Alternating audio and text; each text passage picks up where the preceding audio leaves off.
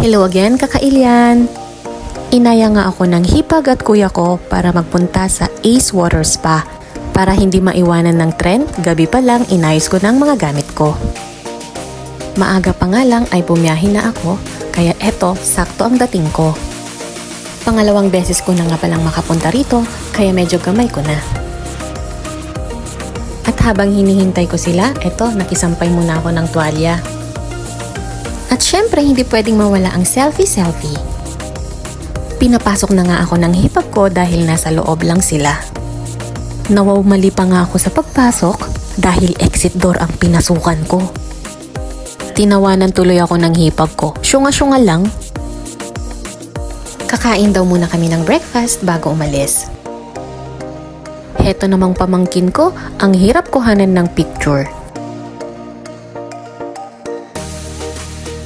At pagkatapos ng breakfast, nag-book na kami ng Grab. Sa Ace Water Spa Banawe, Quezon City nga pala ang pupuntahan namin.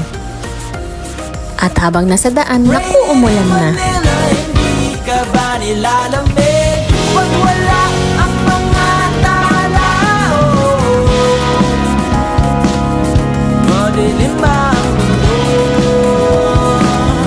May kulang ba sa inyo? And we have reached our destination. At habang nakapilang aking sister-in-law, bisi-bisihan muna ako sa pag-video-video. Dahil nga bawal ang phone pag nasa loob, heto, mag-video muna tayo sa labas.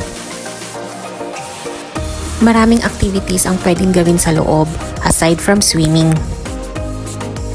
Meron silang different water massage na sigurado akong mag-e-enjoy ka. At super relaxing. Sulit na sulit ang 4 hours nyo dito. So heto na nga, nandito na kami sa counter. And habang nasa pila po kami, nag-book na yung hipag ko para mas mababa yung babayaran. Tipid tip! At yung blue color po na yan ay hair cap o kaya head cap, bahala po kayo. At kailangang ibalik upon checkout. Dito po ay strict sila sa swimming attire. Chine-check po nila yan bago po kayo pumasok sa swimming pool. Hiwalay po ang locker, bath at dressing room ng babae at lalaki. Meron na ring libreng shampoo at body wash. Magdala na lang po ng sariling towel dahil for rent kung wala. Huwag na ring magdala ng maraming gamit dahil maliit lang po ang locker. Hanggang dito na lang po dahil hindi pwedeng mag-video sa loob. Heto naman ang kanilang price list. Iyaman kasin!